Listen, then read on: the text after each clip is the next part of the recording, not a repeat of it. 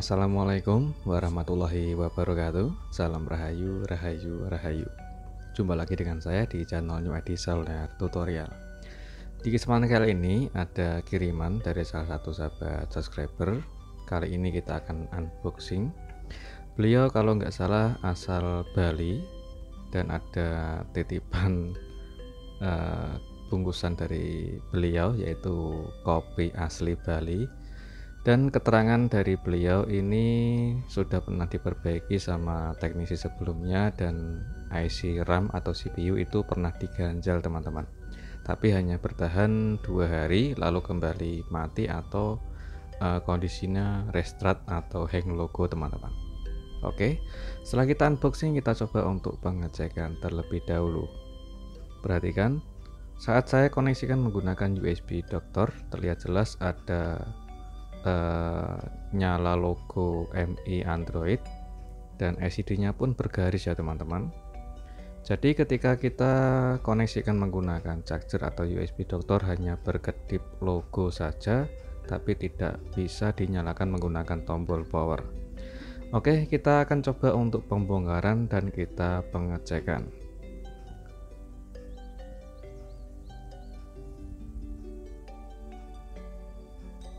Oke, karena untuk handphone ini sudah pernah dibongkar sebelumnya, jadi kondisinya seperti itu ya teman-teman. Setelah kita cek di bagian belakang atau sebelum kita pembongkaran mesin, dan perhatikan di bagian baterainya juga sudah pernah diperbaiki atau mungkin dikira itu kerusakan pada fuse atau sekring pada baterai teman-teman.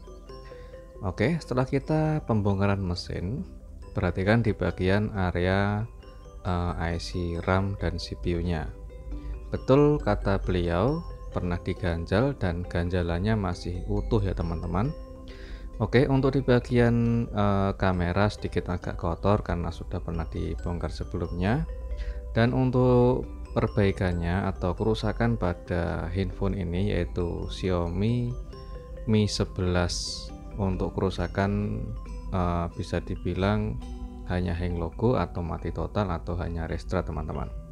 Untuk di bagian baterai, untuk khususnya handphone ini yaitu Mi 11 itu tidak menggunakan fuse ya teman-teman. Jadi untuk kerusakan pada hang logo atau restart di handphone Mi 11 itu bukan dari sekring atau fuse pada baterai, tapi kita harus pengecekan terlebih dahulu menggunakan power supply teman-teman. Oke, kita koneksikan menggunakan power supply dan kita tekan tombol powernya. Perhatikan untuk pergerakan ampernya teman-teman. Untuk pergerakan ampere ini hanya menandakan yaitu di atas 2 ampere atau bisa dikatakan 3,7 volt ya teman-teman. Maksud saya 3,7 ampere. Oke. Setelah saya tekan itu sedikit agak kejang-kejang. Perhatikan untuk pergerakan pada ampernya setelah kita pengecekan teman-teman. Yaitu untuk jarum pada power supply saat kita tekan tombol power itu jarumnya menandakan kejang-kejang teman-teman. Oke, kita lanjut untuk proses yaitu merapikan kaleng. Yaitu tujuannya untuk mempermudah pengangkatan IC RAM dan CPU nya teman-teman. Dan hati-hati saat kita menggunakan gerinda untuk pemotongan atau merapikan kalengnya. Untuk serpihan bekas dari gerinda itu harus hati-hati ya teman-teman, harus dibersihkan dulu secara bersih agar serpihan debu pada logam itu tidak masuk ke dalam mesin. Oke, kita gunakan untuk panas pada blower yaitu panas di angka 260 sampai 270. Tujuannya untuk melemahkan di samping IC yaitu melemahkan lem, dan kita kerik pelan-pelan. Kita lanjut untuk proses pengangkatan IC RAM-nya dulu dengan suhu panas setelan pada blower yang saya pakai itu 375 sampai 385. Khususnya untuk tipe Mi 11 ini ya teman-teman. Jadi untuk Mi 11 atau setara dengan Poco F4 atau Poco F3 itu agak keras lemnya teman-teman. Setelah kita pengangkatan IC RAM selesai, kita lanjut untuk kita kerik di samping IC atau membersihkan lem di samping IC teman-teman. Tujuannya untuk mempermudah yaitu pengangkatan IC. Untuk pengangkatan IC CPU ini juga cukup keras teman-teman, karena untuk lem di Xiaomi Mi 11 ini khususnya lem CPU-nya itu sangat keras.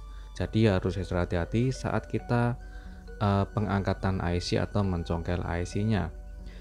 Untuk pengangkatan IC CPU Mi 11 ini harus ekstra hati-hati ya teman-teman, karena rentan sedikit atau salah sedikit saja itu bisa menyebabkan CPU rusak teman-teman, atau lecet atau cacat. Oke, kita cari celah dulu untuk proses pengangkatan. Kalau masih keras jangan dipaksa teman-teman. Kalau saya bilang ini jujur agak lama proses pengangkatannya, karena saya mencari celah dulu agar lebih mudah dan tidak bikin cacat di bagian CPU-nya, yaitu di bagian pengangkatan IC. Untuk khususnya CPU-nya itu saya kadang menggunakan panas di angka 375 lebih, maksimal 385 lah teman-teman, 385 sampai 395, nggak nyampe 400. Itu saya menggunakan blower Sugon 2020D teman-teman.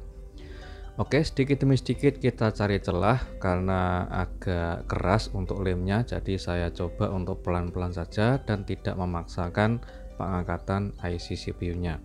Kalau kita paksa itu bisa menyebabkan melengkung pada CPU, atau bisa menyebabkan CPU itu bisa bengkok, bahkan bisa retak atau pecah ya teman-teman. Jadi harus hati-hati dan tidak usah terlalu buru-buru jika masih keras. Oke, sedikit demi sedikit sudah agak terbuka untuk CPU-nya, pelan-pelan kita angkat. Oke, alhamdulillah sudah terangkat untuk IC CPU-nya. Jika ada beberapa komponen yang kesenggol pada alat congkel saat kita pengangkatan IC, kita simpan dulu agar tidak hilang di bagian komponennya, yaitu komponen di samping CPU-nya. Oke, lanjut kita bersihkan atau meratakan sisa timahnya yang ada di motherboard atau di bagian mesin, yaitu dengan cara menggunakan flux secukupnya saja sambil memberikan timah cair atau timah pasta. Tujuannya untuk mempermudah, yaitu membersihkan sisa timah yang ada di PCB. Untuk panas pada solder, saya menggunakan panas di angka 375 saat membersihkan sisa timah yang ada di mesin, dan kita gunakan good wick dengan cara menggunakan flux juga dan sambil memberikan timah cair. Tujuannya untuk mempermudah, yaitu meratakan timah yang ada di PCB. Karena untuk lemnya ini keseluruhan di bagian PCB masih nempel ya teman-teman, jadi kita ratakan dulu atau membersihkan sisa timahnya dulu agar lebih mudah untuk proses membersihkan sisa lemnya. Oke, saat ini kita membersihkan sisa lem sambil menggunakan alat bantu blower dengan suhu sedang di angka 260 sampai 270 dan menggunakan alat pisau khusus untuk membersihkan sisa lem ya teman-teman. Karena untuk sisa lem ini hampir keseluruhan di bagian semua kaki pin CPU yang ada di motherboard itu tertutupi oleh lem. Jadi kalau pengangkatan, saran saya pengangkatan IC CPU kalau lemnya itu keras jangan dipaksa teman-teman, karena bisa menyebabkan CPU rusak ataupun bahkan menyebabkan cacat atau lecet di bagian motherboardnya. Oke, kita masih makan dulu untuk membersihkan sisa timah sekaligus meratakan timah yang ada di motherboard setelah yaitu kita membersihkan sisa lemnya. Jadi step by step ini bisa dibilang full tutorial ya teman-teman, tapi agak saya percepat karena untuk durasinya sangat panjang jika saya tidak percepat mulai dari awal pengerjaan sampai selesai teman-teman. Oke, kita masih makan dulu untuk meratakan atau membersihkan timah yang ada di PCB. Jika sudah selesai, kita bersihkan menggunakan thinner. Kita lanjut untuk membersihkan timah yang ada di bagian IC CPU dan IC RAM-nya. Kita gunakan flux dan kita gunakan solder untuk meratakan atau membersihkan sisa timahnya dulu, yaitu di bagian kaki pada IC RAM atau di bagian IC CPU yang terletak pada kaki RAM-nya. Karena ini kakinya bolak-balik ya teman-teman, yang bagian ini adalah yang untuk tersambungnya di bagian IC RAM, dan kalau di bawahnya itu adalah kaki CPU-nya. Jadi kita bersihkan kedua kaki atau kedua pin kaki timah yang ada di IC CPU-nya. Setelah kita membersihkan sisa timah dan membersihkan sisa lem, kita ratakan kembali menggunakan Goodwick sambil menggunakan timah cair. Oke, setelah selesai kita bersihkan dan kita balik. Ini adalah kaki CPU-nya.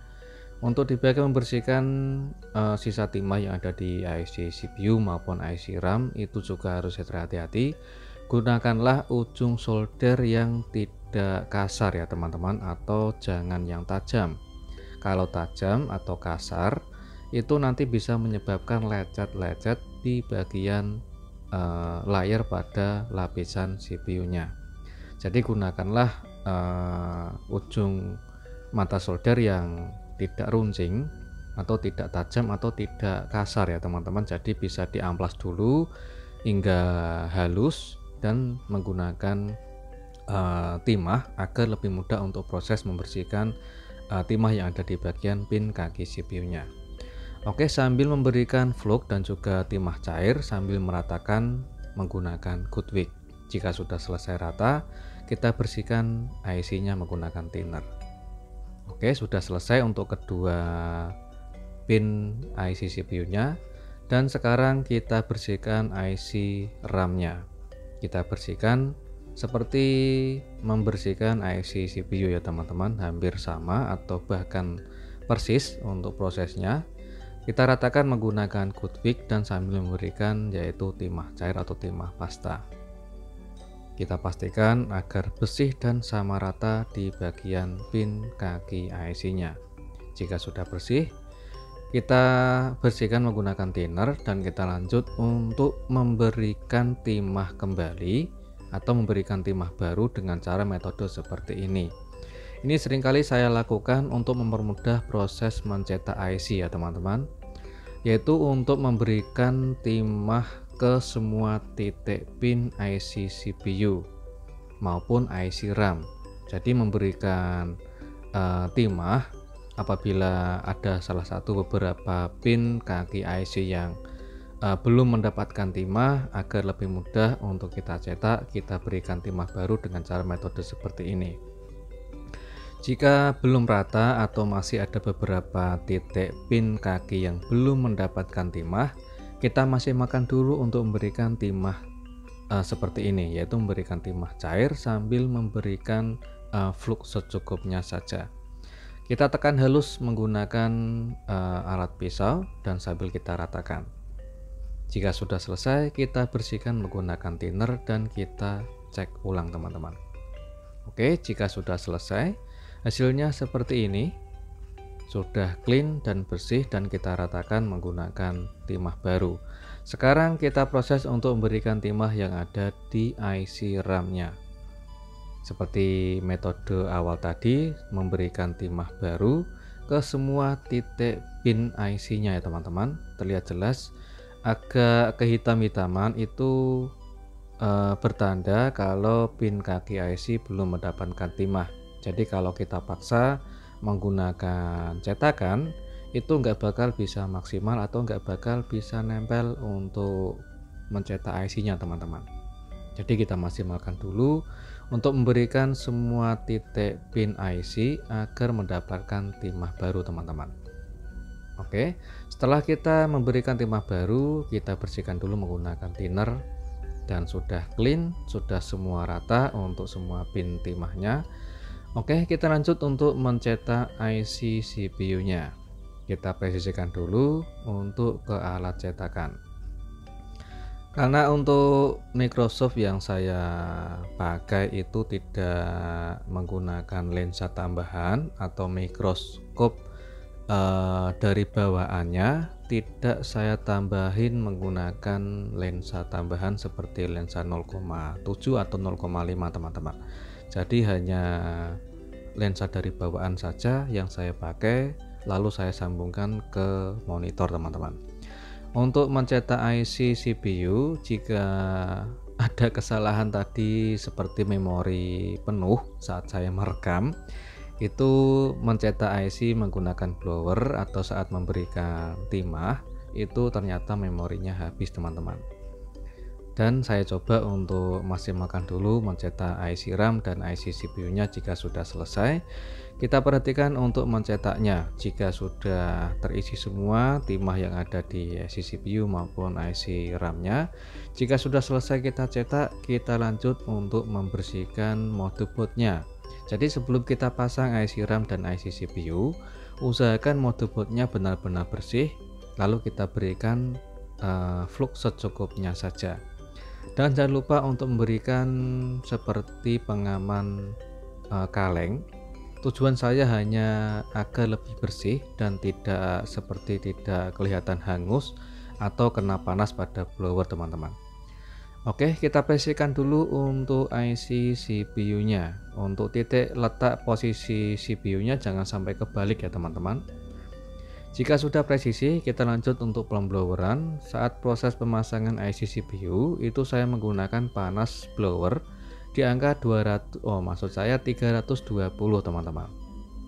Menggunakan blower Sugon 2020D saat proses pemasangan IC CPU, saya menggunakan panas di angka 320. Jika sudah selesai pemasangan, kita pastikan untuk benar-benar pemasangan dengan presisi. Kita bisa menggoyang sedikit demi sedikit IC-nya sambil memberikan flux secukupnya saja untuk memaksimalkan proses pemasangan agar semua titik pin CPU itu bisa sinkron ke motherboard atau ke bagian mesin. Jadi sambil kita tekan halus dan kita goyang sedikit demi sedikit teman-teman. Oke, kita maksimalkan dulu untuk proses pemasangan. Jika sudah selesai, kita dinginkan dulu mesinnya, baru kita meratakan timah yang ada di atas IC CPU, yaitu letak titik buat menyambungnya IC RAM. Jadi kita ratakan, jangan sampai ada yang terhubung atau timahnya itu bergandengan teman-teman, karena bisa menyebabkan short saat kita proses pengecekan menggunakan power supply. Jadi harus benar-benar bersih untuk timah yang ada di atas IC CPU. Oke, kita koneksikan menggunakan power supply, lalu kita coba untuk pengecekan, yaitu melihat pergerakan ampernya. Oke, kita tekan menggunakan tombol power dan perhatikan pergerakan ampere yang ada di power supply. Oke, perhatikan untuk jarum yang ada di power supply menandakan sudah sinkron untuk IC CPU-nya, sudah terkoneksi, dan kita lanjut untuk proses yaitu sekarang pemasangan IC RAM. Usahakan benar-benar rata dan presisi di bagian timah yang ada di atas IC CPU. Karena untuk proses pemasangan IC RAM, karena IC ini modelnya tumbuk ya teman, atas bawah, yang bawah itu IC CPU dan atas itu IC RAM, jadi harus benar-benar presisi untuk proses pemasangannya. Oke, letak posisi titik IC RAM-nya harus presisi, jangan terbalik ya teman-teman, sesuai posisi awal. Setelah kita pasang menggunakan blower Sugon 2020D yang saya pakai dengan suhu panas di angka 320. Jika sudah terpasang, kita maksimalkan dulu untuk proses pemasangannya, yaitu kita gunakan flux secukupnya saja sambil kita goyang sedikit demi sedikit, lalu kita tekan secara halus teman-teman.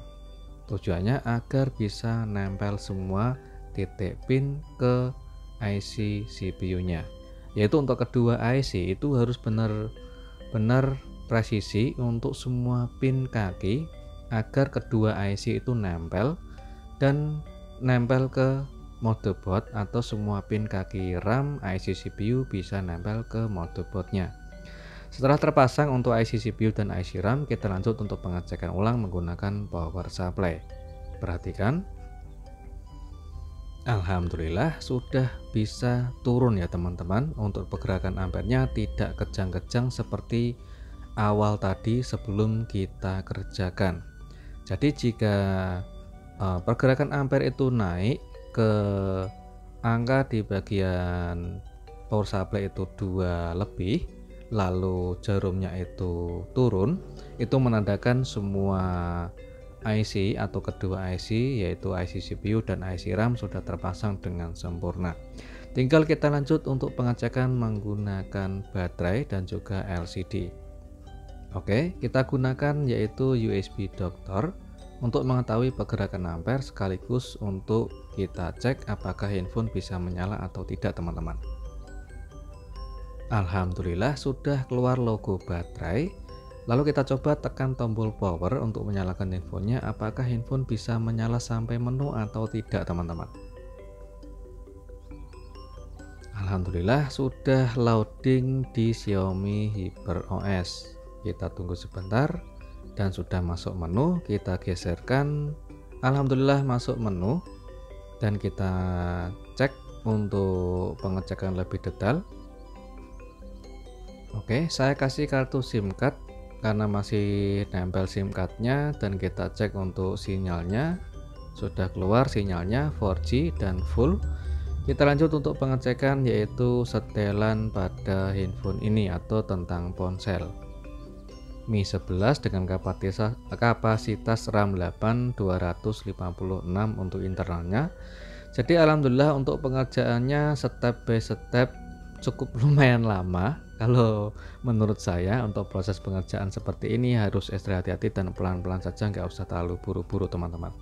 Kecuali kalau sudah terbiasa atau bisa disebut kelas master A atau yang sudah terbiasa mengerjakan IC RAM dan CPU, ya cepet dan bisa gercep ya teman-teman kalau sudah terbiasa. Kalau belum terbiasa seperti saya yang masih belajar, ya saya kerjakan dengan pelan-pelan, yang terpenting hasilnya bisa maksimal dan tidak bikin kecewa pada pelanggan. Untuk handphone ini itu kalau saya jujur, ini pengerjaan cukup lama atau sudah beberapa bulan yang lalu, namun baru sempat saya editing untuk bikin tutorial. Untuk di bagian ini saat saya mau pasang kabel antena, itu ternyata ada beberapa salah satu kabel antena yang terputus dan sudah saya ganti teman-teman, karena sudah pernah dibongkar sebelumnya. Mungkin kalau menurut saya pembongkarannya itu kurang hati-hati yang bisa menyebabkan kabel antenanya itu putus teman-teman.